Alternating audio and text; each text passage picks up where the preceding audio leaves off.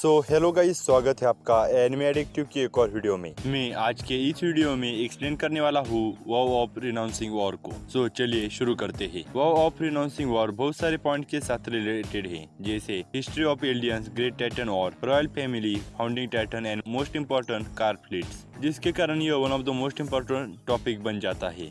आज के इस वीडियो में हम इसे स्टार्ट से एंड तक देखने वाले हैं। चलिए शुरू करते हैं। ये मेरे को टाइटन पावर्स मिलने के बाद फर्स्ट किंग फ्लीट्स ने उसका इस्तेमाल किया एलियन एम्पायर को बढ़ाने के लिए, जिसके बाद एलिया ने टाइटन पावर्स की मदद से मल्टीपल नेशंस के ऊपर अटैक किया और यही हजारों सालों तक चलता रहा। एलियंस दूसरे नेशंस पर अटैक करते और उन पर कब्जा, पर वह सिर्फ यहाँ तक ही नहीं रुकते।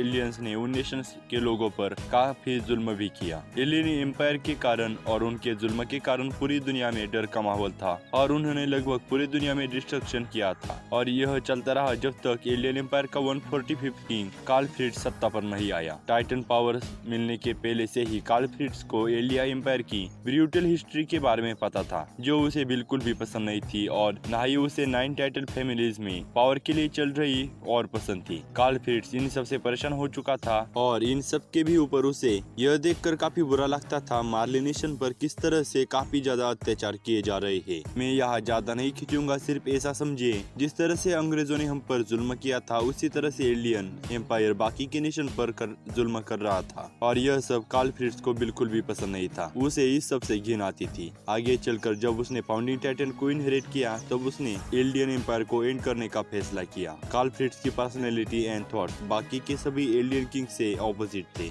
एलियंस ने अब तक पूरी दुनिया पर जो कुछ किया, उसके कारण उसके मन में गिल्ट थी, और इसी गिल्ट के कारण उसने एलियन एम्पायर को डिस्ट्रॉय करने का फैसला किया, जिसके लिए कार्ल फ्रीट्ज ने ट्यूबिर फैमिली के साथ, जिनके पास और हैमर टाइटन था, उनके साथ हाथ मिला लिया और मार्ली के हाथों एलिया को डिस्ट्रॉय करने की साजिश रची। और जब इसके आगे टाइटन फैमिलीज में पावर के लिए और स्टार्ट हुआ, तब कार्ल फ्रीट्ज ने इसे रोकने के बजाय ज्यादा से ज्यादा एलियंस को पैराडाइज आइलैंड में लेकर चला गया और ट्यूबिर फैमिली के साथ मिलकर हेलोस नाम के एक वर्चुअल या फेक हीरो को फैब्रिकेट किया। Most of the aliens paradise के अंदर जाने के बाद उसने पैराडाइज आइलैंड में 3 वॉल्स का क्रिएशन किया और पूरी दुनिया को अल्टीमेटम भेजा, अगर किसी ने भी पैराडाइज पर अटैक करने की कोशिश की तो वह इन सारे वॉल टाइटन्स को अनलिस्ट कर देगा। पर असलियत में कार्ल फ्रीट्ज का ऐसा कोई भी इरादा नहीं था। उसके थॉट्स इससे ऑपोजिट थे, और साथ ही में कार्ल फ्रीट्ज सभी एलियन किंग से ऑपोजिट था। जहाँ सारे एलियन किंग्स ने और एंड ब्लडशेड को चुना, वही कार्ल फ्रीट्ज इसके ऑपोजिशन में था। उसने मार्ली पर हुए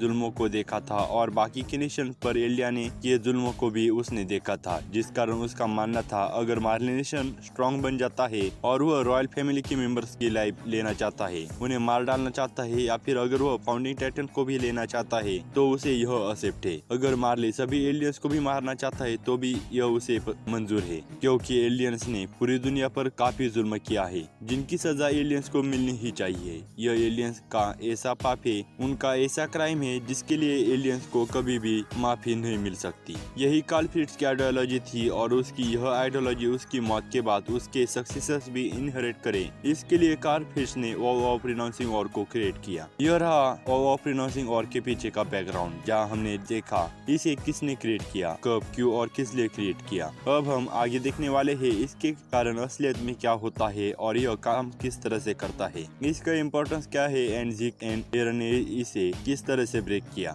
चलिए शुरू करते हैं। इस ओथ के कारण रॉयल मेंबर फाउंडिंग टाइटन की पावर का यूज फुल पोटेंशियल पर नहीं कर सकते। या ध्यान देना, मैंने कहा रॉयल मेंबर फाउंडिंग टाइटन के पावर के साथ। इसका रीजन कार्ल फ्रीट्ज की आइडियोलॉजी में ही है, जैसा कि उसकी आइडियोलॉजी थी अगर मार्ली पैराडाइज पर अटैक करके फाउंडिंग टाइटन को हथियाना चाहता है, अगर वह रॉयल मेंबर्स को मार डालना या फिर सारे एलियंस को भी एक्सटर्मिनेट करना चाहता है, तो यह भी उसे मंजूर है, क्योंकि यह एलियंस के एंसेस्टर्स का ही पाप है, जिनकी सजा उन्हें मिलनी ही चाहिए। अगर मार्ली या दूसरा नेशन पैराडाइज आइलैंड पर अटैक करता है, तो फाउंडिंग टाइटन उसकी पावर का यूज करके आसानी से किसी भी नेशन को डिस्ट्रॉय या डिफीट कर सकता है।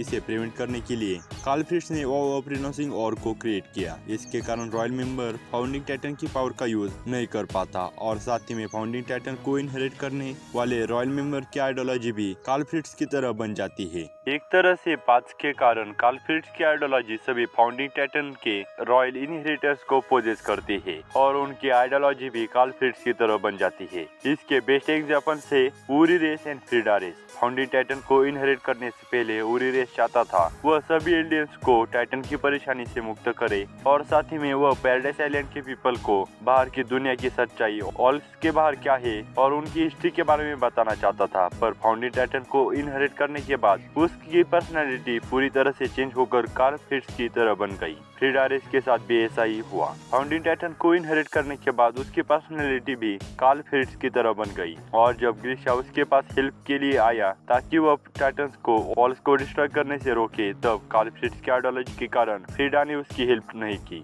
जब भी फाउंडिंग टाइटन का रॉयल इनहेरिटर कार्ल फ्रिट्ज के आइडियोलॉजी से कुछ ऑपोजिट करने का सोचता है, उसी समय उसकी ऑफ रिनाउंसिंग और एक्टिवेट हो जाती है, जिसके कारण रॉयल इनहेरिटर के आंखों का कलर चेंज होकर व्हाइट हो जाता है, जैसा Uri Reiss and Frieda Reiss के साथ हुआ था। जब ग्रीशा फ्रीडा से वॉल्स के बाहर के सारे टाइटन्स को मारने के लिए कहता है, तब पहले तो फ्रीडा उसके बारे में सोचती है, पर उसी वक्त उसकी ऑफ रिनाउंसिंग और एक्टिवेट हो जाती है और उसके आंखों का कलर व्हाइट बन जाता है। एक तरह से कार्ल फ्रिट्ज की ऑफ रिनाउंसिंग और की विल रॉयल इनहेरिटर के विल को सप्रेस कर देती है। तो अब एंड में बात करते हैं एरन एंड ज़िक ने इस ओथ को किस तरह से सरपास किया या फिर ब्रेक किया। पर ऐसा बोलना भी ठीक नहीं होगा कि उन्होंने इसे ब्रेक किया, क्योंकि असलियत में इन दोनों ने लूपहोल का एडवांटेज लिया जो इसमें प्रेजेंट था। आपको याद ही होगा मैंने ऊपर कहा था कार्ल फ्रिट्ज की ऑफ रिनाउंसिंग और सिर्फ उन्हीं को कंट्रोल करती है जिनके पास founding titan and royal blood हो। ज़िक के केस में उसके पास रॉयल ब्लड था पर फाउंडिंग टाइटन नहीं, और एरन के केस में उसके पास फाउंडिंग टाइटन था पर रॉयल ब्लड नहीं,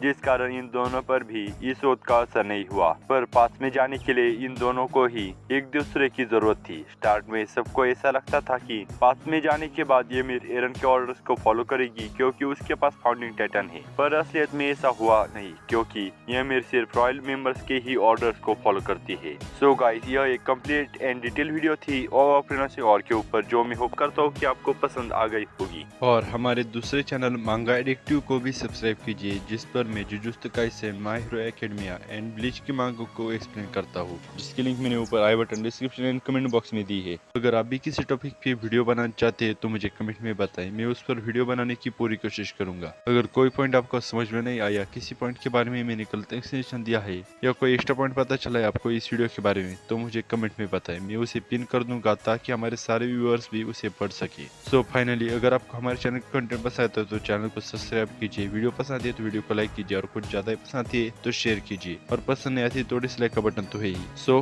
फाइनली, गुड बाय।